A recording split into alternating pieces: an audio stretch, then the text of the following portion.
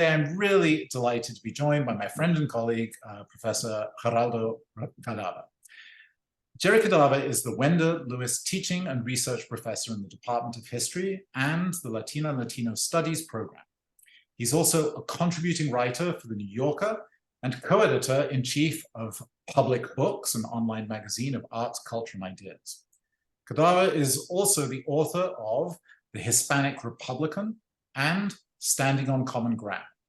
And he's now in the process of writing a third book called 1,000 Bridges, about Latino history over the past 500 years. So just to kick this off, Gerry, we've known each other a while and we've spoken a lot about some of these issues, but we're coming up on a big event in the United States history, the 250th anniversary of this country, this experiment. How do you see the role of Latino identity shaping the country's diverse cultural landscape and national identity? And as you and I have spoken, you know, it might be nice to say a little bit about what does the word Latino mean to you, or what currency does it have today? Because of course it's evolved over time. Yeah, thanks for asking. It's so good to be here, and thank you for others who've tuned in for joining us. And I'm coming to you from my office here in Harris Hall on the first day of the quarter in the second week of Hispanic Heritage Month. So I feel like this is a good time to be talking about these subjects. So, you know, Latino, I'm not sure if those of you out there are inclined to see it as a kind of like pretty precise term that has a pretty clear meaning, but it's contested in all sorts of ways. One of the things that I refer to most often is a report by the Pew Hispanic Research Center, which answers the question, who or what is a Latino? And they have this kind of funny answer where it says, a Latino is anyone who says they're Latino, and a Latino is not, or you are not Latino if you say that you're not Latino. So, you know, it's a meaningful category to those who embrace it and identify that way, but you know, it still has lots of meanings. So, you know, I think there are lots of debates. One would be that Latino just means that you are a descendant of a country of Latin America. That leaves open the possibility that Brazilian Americans could be Latinos, since Brazil is in Latin America, but they speak Portuguese. And if you believe that the Spanish language is an important marker of Latino identity, then maybe you wouldn't consider a Brazilian to be Latino. I see Cesar on here, but you know, maybe Cesar, you can come at me with some questions about that. But I've talked to Brazilian Americans here in the United States who both say that yes, they are Latino, and no, they aren't Latino. And Latino is a slightly different connotation than the word Hispanic, which does connote a relationship with the Spanish Empire. And I've had people ask me if Spaniards are Latinos, and one answer to that is that no, they're not Latinos, but they're Hispanic. That's one answer I've heard. So this is a term that you know, means lots of different things to lots of different people. And I've had arguments with colleagues here at Northwestern in Latino studies about how when they were growing up, they didn't even consider Latino to be related to heritage and blood. They saw it more as a political identity that was about like solidarity with other groups of Latinos advocating for particular political causes. So I think that, you know, Latino, like many other kinds of identities, is something that's not static but open to interpretation and has a long history. And as you see us approaching this kind of celebration or marking of this 250th anniversary, do you see the role or the definition of a Latino group, let's say a vector of society, playing a particular role? I mean, because I'm assuming and I avoided the word celebration, not that I want to discount, many people will celebrate this and then be proud of this event, but of course there were some Latino people here before the founding of the country, and there's plenty of people who've come afterwards. I wonder if it has a slightly different inflection in that community. It does. I mean, it does. I think that there's no doubt that with 2026, what we're going to be commemorating specifically is the birth of the United States as an independent nation. Yeah. So there's no doubt that that's the particular year that we're celebrating, but I think the 250th anniversary of the United States will also invite a lot of conversations about America's beginnings and what the origins of America mean, and how we can see the evolution of the country into the country that it's become today over the course of a long period of time. And I think for the past few years, we've already been engaged in revisiting our national origins with things like the 1619 Project, which is an argument about the role that the enslavement of Africans and capitalism played in the founding of the United States some 160 years before. But part of, I think, what Latino history introduces to this conversation is that even if you take Nicole Hannah-Jones, the author of the 1619 Project, on her own terms, that the enslavement of Africans and capitalism as a system as important to the beginning of the United States, those practices, habits, whatever they were, sins, existed for more than a century before the arrival of Africans to the coast of Virginia. I mean, throughout Latin America, and it remains true that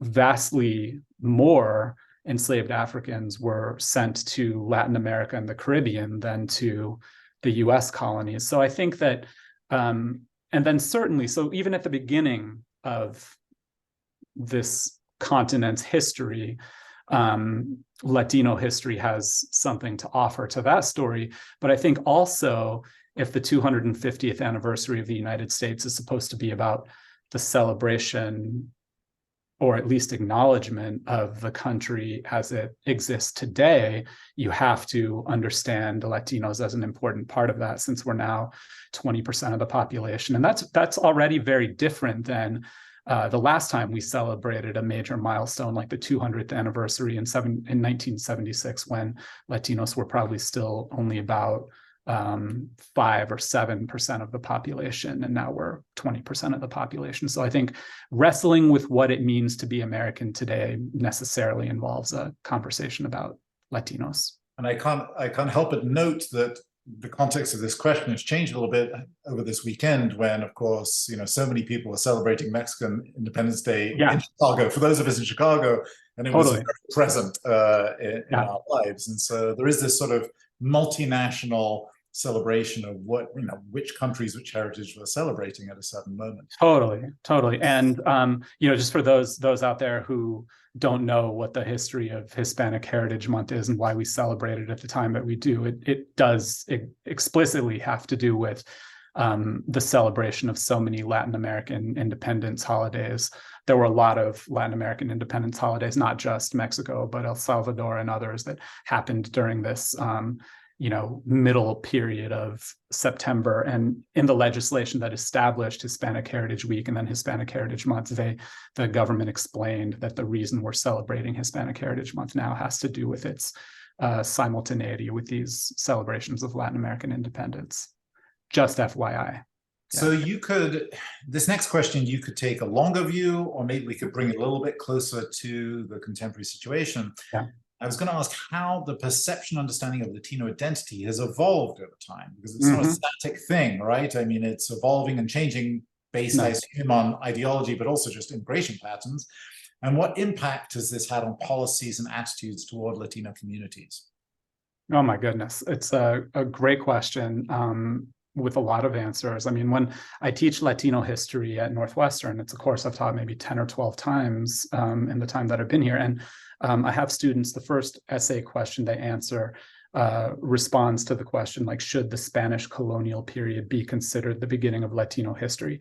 And sometimes they say one of three things, inevitably. One is, well, no, the Spanish colonial period shouldn't be seen as the beginning because that prioritizes the European part of Latino identity. So in order to understand Latino history, we actually have to go back to Mesoamerica and the pre-Hispanic period to understand our indigenous roots. Sometimes on the other end of the extreme, they say that, no, Latino history doesn't even really start until the 1960s, which is when politicians, businessmen, Latinos themselves tried to think about what our group identities were together. But many do say that the Spanish colonial period, that's say from like 1500 to 1800, should be seen as the beginning of Latino history, because it's where we, first of all, like the roots of our racial mixture as mestizos, a combination of Spaniards or Europeans, indigenous people, Africans, Asians, and others. That's where that came from. But then also Catholicism, which many still consider to be important to Latinos, language, the Spanish language, and the mixture of Spanish with indigenous and African words, and even, you know, our systems of capitalism, labor exploitation, a lot of that has its roots in the Spanish colonial period. So that's one, you know, those different possible answers to the question of when is the beginning of Latino history is part of an answer to how it's evolved over time. But just to focus, that's, I guess, the long trajectory that you're talking about. And there are markers along the way. There's like in the era of independence, you have kind of Latin American national heroes like Simón Bolívar articulating a kind of Latin American identity in contradistinction with a North American identity. Later in the 19th century, you have people like Jose Martí doing the same thing. He's a Cuban intellectual and author of Cuban Independence from Spain. And, you know, he is also thinking about what Latin American identity is in contrast with US identity. So those are some kind of longer roots. But I think, you know, if you want to look at it more recently, say from the 1960s forward, Latino has been a political identity. It's one that political parties have tried to mobilize in order to recruit a diverse group of voters and new voters, to be honest. So in 1950, I always find this fascinating. In 1950, New York still had the largest number of electoral votes in the United States. New York was the most important state in elections because it had the highest number of electoral votes. But in 1950, when that was true, the Latino population of the United States was still like 2% of the whole national population. But because of the growth of the Sun Belt from, say, 1950 to 1970, states like Florida and Texas and Arizona and California became much more electorally important because the population of those states was growing. And those are also the states with the largest number of Latinos living in them. So when that population shift happened, parties really started to pay attention to who Latinos were, how to get these people naturalized and registered to vote. So I think a political identity is a really important part of the story of Latinos over the past 6 years. I also think a kind of identity as consumers beginning in the 1980s when, Cinco de Mayo became a thing. Like the celebration of the Battle of Puebla wasn't really a thing. It's never really been a thing among Latino communities, but it wasn't a thing in the United States until the 1980s when companies like Corona or Dos Equis wanted to market their products to Latinos. So I think, a commercial identity is an important part of what it's meant to be Latino over the past 50 or 60 years. The last thing I'll mention, I guess, is immigration. I mean, it really is the case that the Latino population has exploded since the 1965 Immigration and Nationality Act signed by Lyndon Johnson. That act prioritized the reunification of families. So it made it much more possible for immigrants who were already here to bring their parents, to bring their children, to bring their grandparents. And this is the period when you see the population of Latinos in the United States really expanding from 2 to 4% to 20% as it is today. And we know that that's come with all sorts of fretting, anti-Latino discrimination, increased attention to Latino voters, spreading of Spanish across the United States and a fears of a kind of reconquista. So I think these are all some of the ways in which the term Latino and ideas about who Latinos in the United States have intersected with politics over the past 50 or 60 years. And this might be just a little addendum. when you said the population of individuals or groups calling themselves Latinos expanded, has immigration, and this is my lack of knowledge, is it sort of the same proportions from the 5% to the 20 coming from, let's say, Mexico, Cuba, Nicaragua, I don't know where from, or is it really shifted in important ways? That's an awesome question, and it's shifted in really important ways. I mean, for most of the 20th century, when we talked about Latino groups, it was the main groups of Mexicans, Mexican Americans, Puerto Ricans, and Cubans.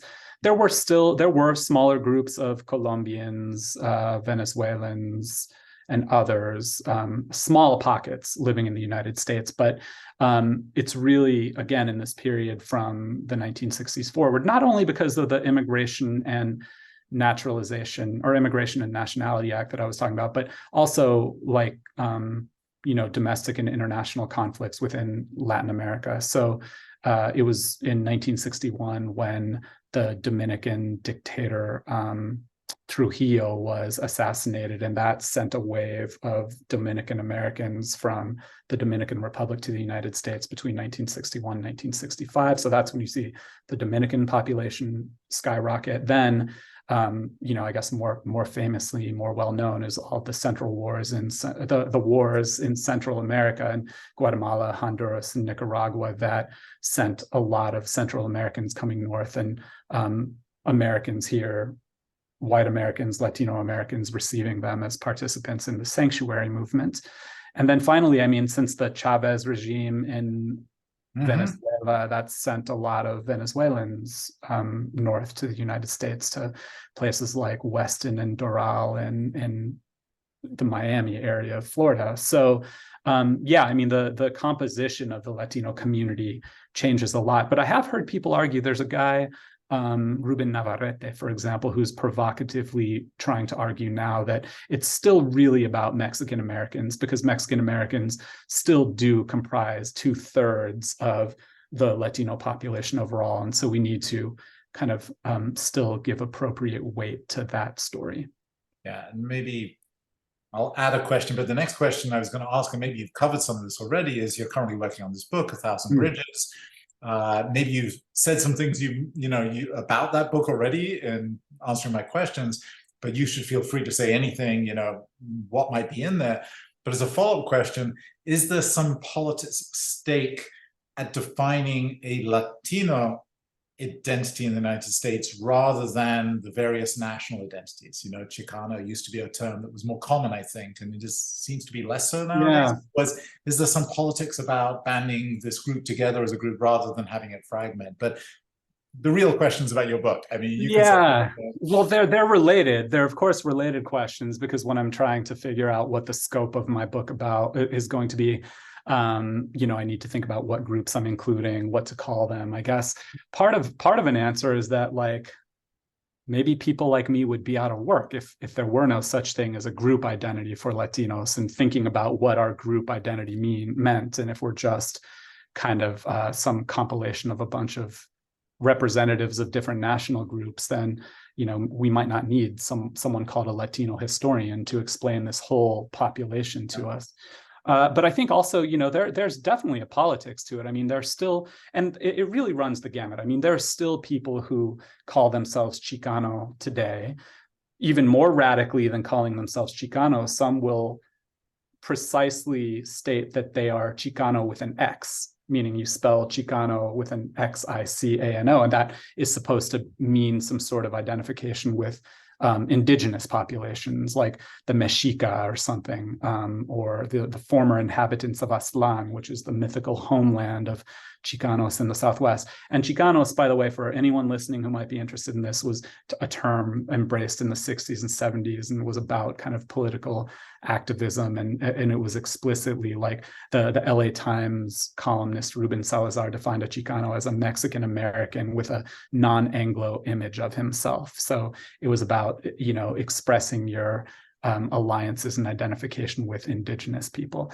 So there's definitely a politics to this. I mean, I think that, I don't know if the question about whether Latinos are, the different Latino groups are more similar to one another than different, or whether Latino is a meaningful group identity, or whether we should really be just Americans, or whether we should really just be Mexicans or Nicaraguans. I don't know if that question is ever meant to be answered precisely. In some ways, I've come to think that the very essence of Latino identity is just the ongoing conversation about what it means to be Latino. And I think that's all that Latino identity is in a lot of ways. And this does relate to my book in different ways, because, you know, the book covers a long period of time.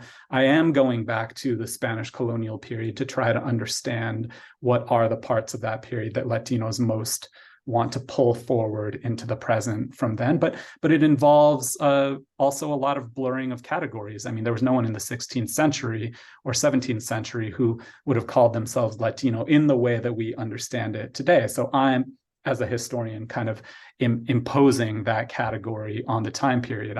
Maybe, you know, my history colleagues wouldn't like that because they think I'm being kind of presentist and applying our standards of the present to the past, but I am, in order to understand Latino identity today, trying to go back to the past and kind of pull forward some of the threads that existed way back then. I think the main thing that I'm trying to do in the book that I'm writing is, you know, challenge this idea that Latino history is only the history of a colonized people and people who have been victims of imperialism and haven't at all been complicit with expanding Spanish and US empires. So in my book, I'm going to be focusing on how Latinos are and have always been both colonizers and colonized. And by colonizers, I mean people who've kind of identified with the Spanish and American empires and have been patriotic in different ways toward both of them and allied themselves with them. And I think that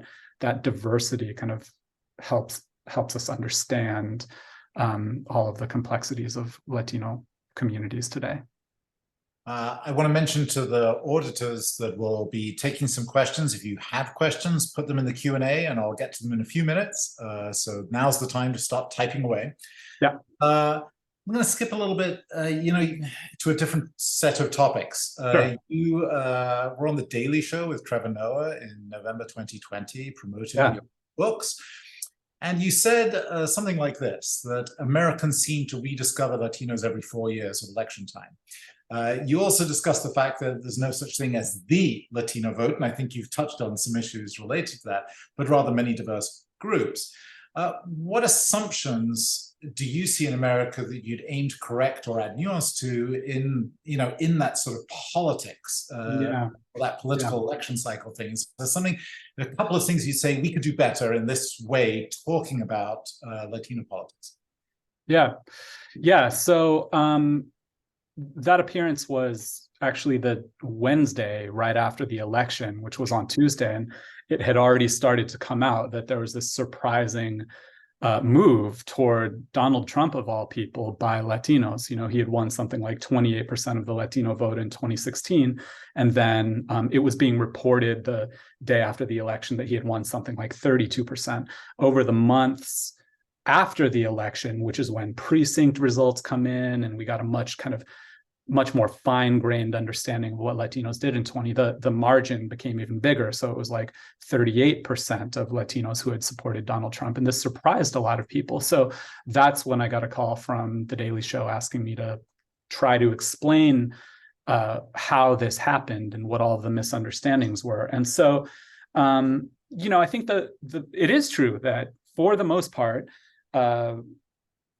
Latinos kind of only rise to the level of national consciousness when there's a kind of crisis along the border.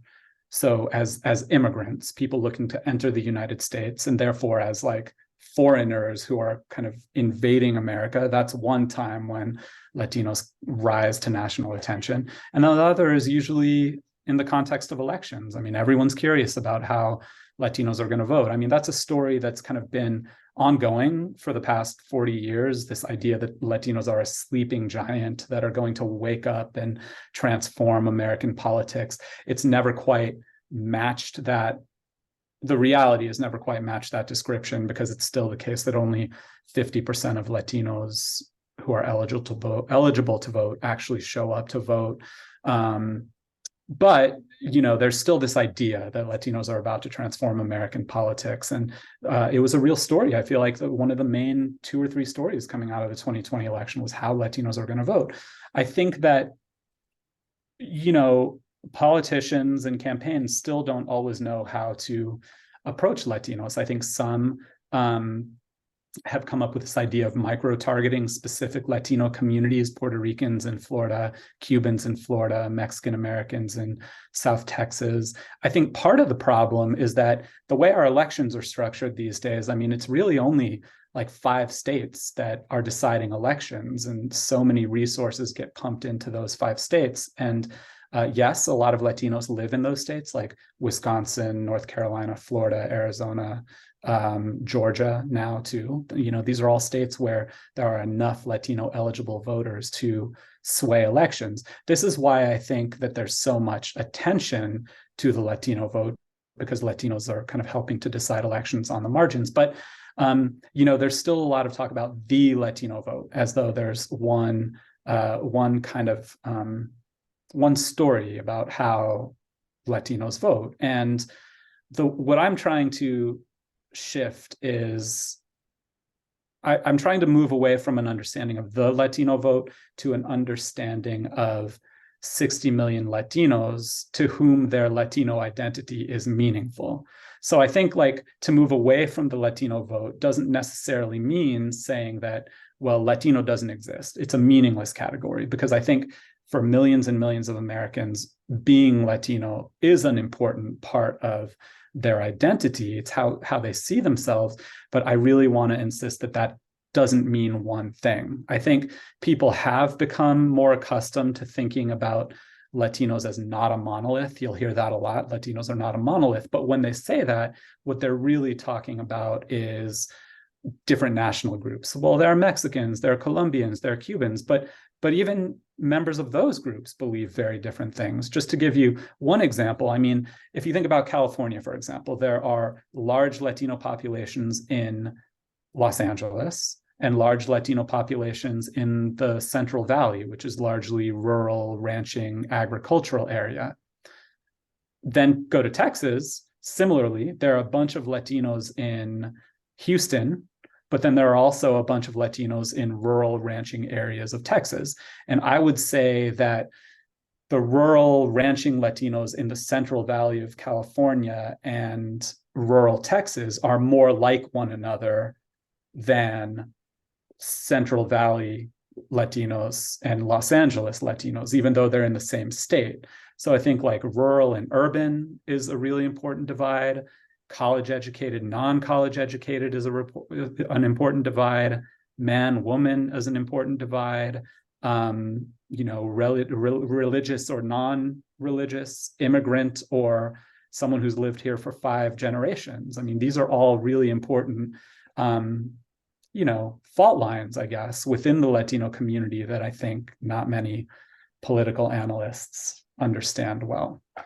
In fact, as you were talking, I was thinking one clearly important thing to track is sort of the religious affinity stroke activity of Latinos in various arcs, because even though religion is not homogenizing in the same way, but it does pull people together in a slightly different configuration than pure just politics.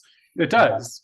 It does. And being interesting to see how it evolves. Yeah. Totally. I mean, 50% of Latinos today still identify as Catholic. So the highest percentage of Latinos still identifies as Catholic. So we've long known that. But the fastest growing religions among Latinos are various sects of evangelical Christianity, Pentecostalism, Mennonites. And so, what I always find interesting too is to think about churches not only as religious spaces, but spaces of social organizing, where evangelical churches are, it's largely a kind of immigrant religion.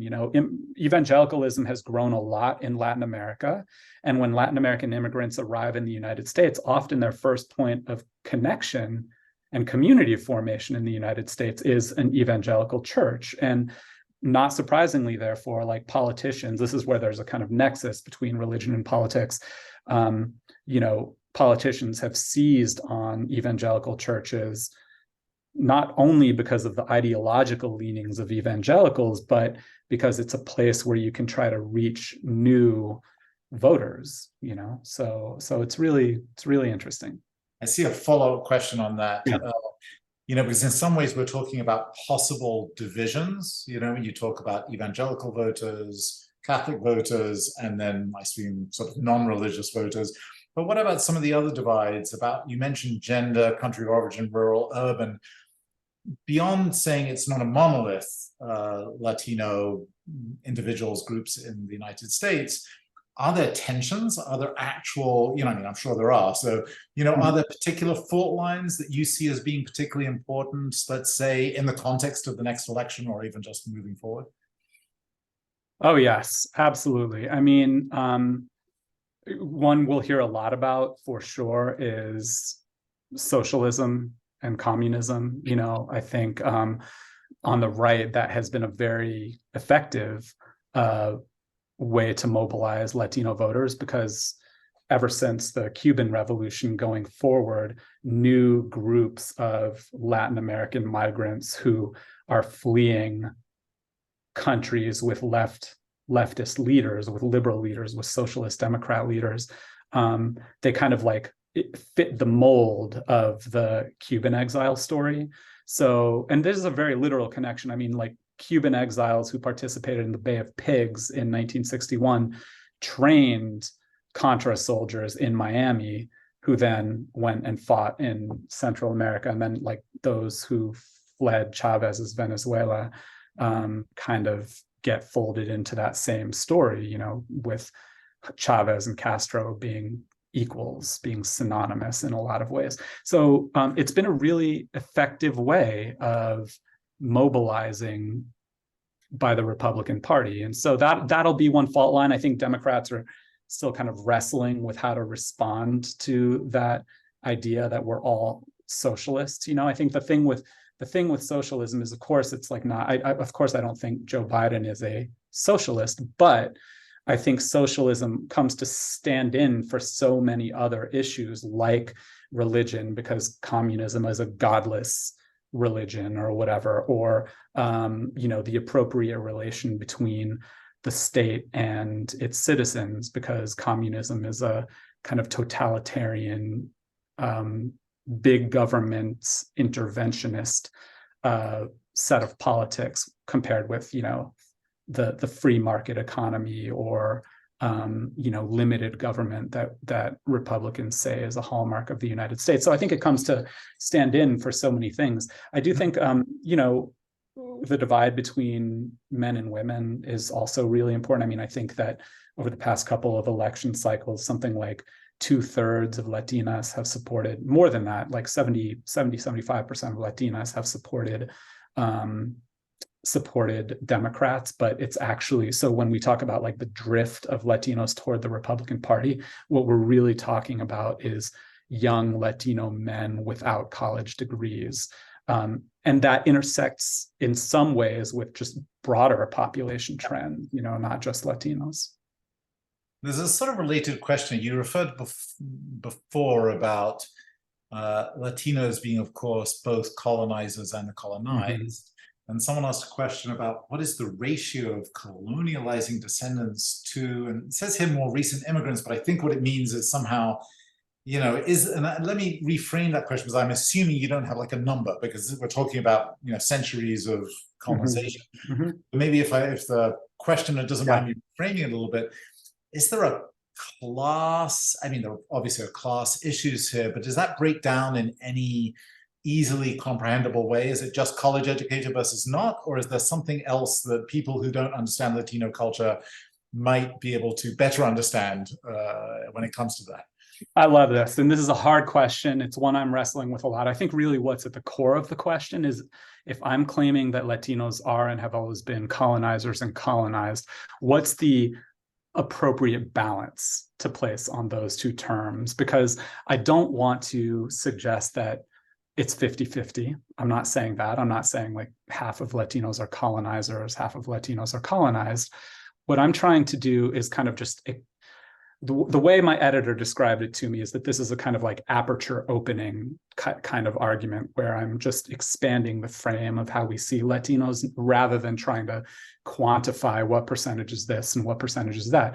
And the term colonizer, I mean, in some cases, it's literally true, because take southern New Mexico, where in order to establish some of the earliest Hispanic settlements, Hispanic people did, in fact, displace native peoples from their land. So this is a story that the Pueblo in New Mexico tell when like Don Juan de Oñate in 1598 first crossed the Rio Grande and entered Santa Fe.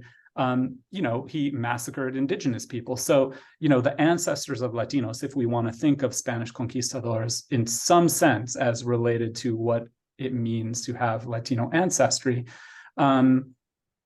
then they're literally colonizers. So it plays out in that way. But then also, I think that, take an issue like citizenship and like, there are, if you go to New Mexico, if you go to Texas, you can see like long lists of names of families that have been in New Mexico for hundreds of years.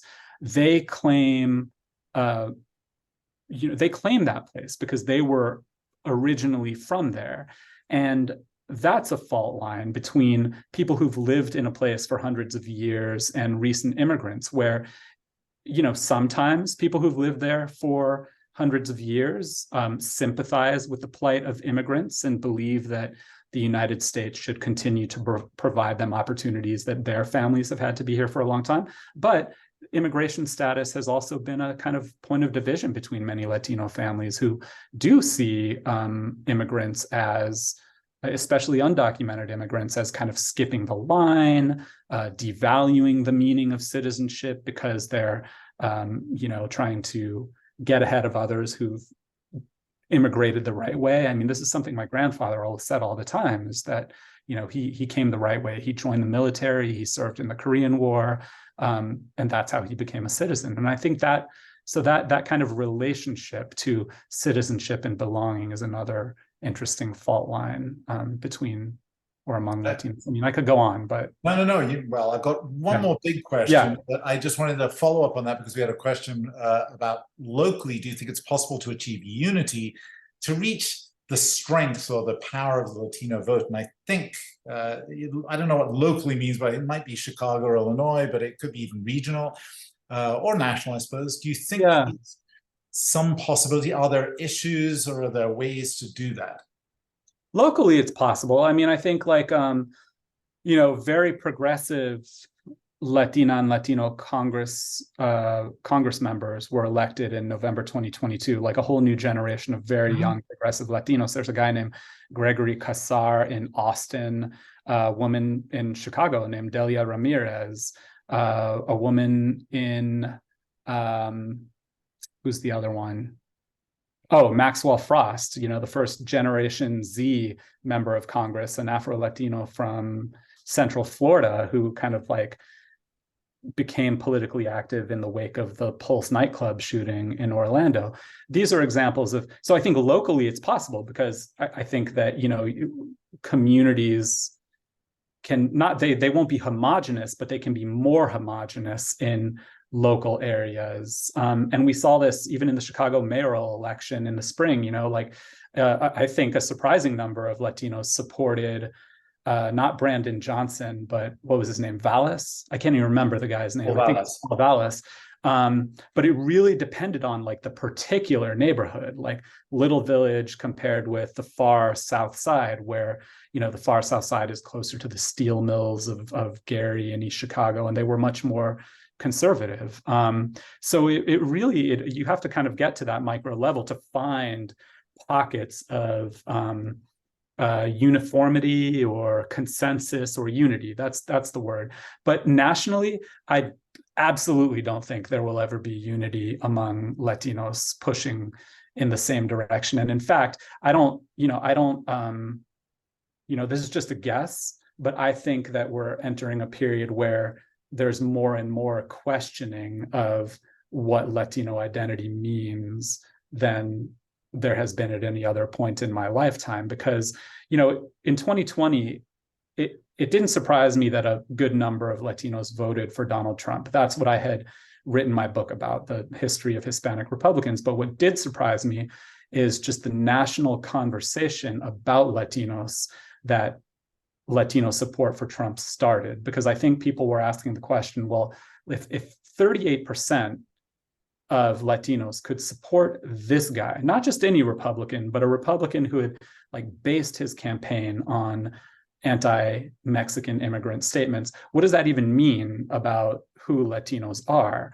And you saw a kind of flurry of op-eds after the 2020 election saying like, the category Latino is meaningless. We should just be Americans, or we should just be Cubans, or something like that. And that to me was interesting. On the one hand, like this conversation about who are Latinos, what does it mean to be Latino?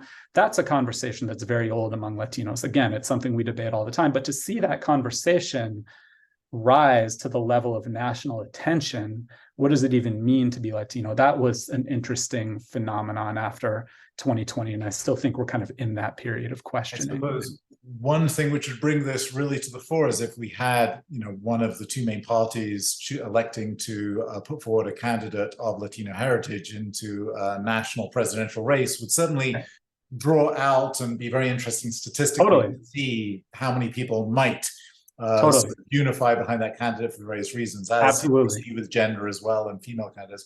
And it's never happened. Yeah, that's never happened. I mean, there have been Latinos who've competed in primaries for nominations, but the theory about or the question about whether they would appeal as the nominee, we don't know the answer to that. It'll happen sometime.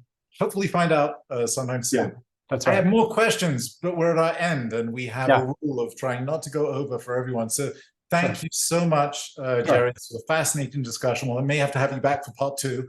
Great talking to you. And anyone who's here who wants to follow up, I mean, I spend my days in Harris thinking about Latino history and politics and identity. So be in touch. Well, we didn't get to. I mean, people wanted to know about your teaching and your public, sort of writing for the New Yorker. We'll get to that in the future. Anyway, thank you so much, everyone, for joining. I hope you found it a valuable way to spend 45 minutes of your life. We're really grateful to all of you in the Alumni and Leadership Circle and supporters of Weinberg College. Your efforts really help us support, great faculty members like Gerry and others. So thank you, Gerry. Thank you, all the auditors, and have a great day. Thank you.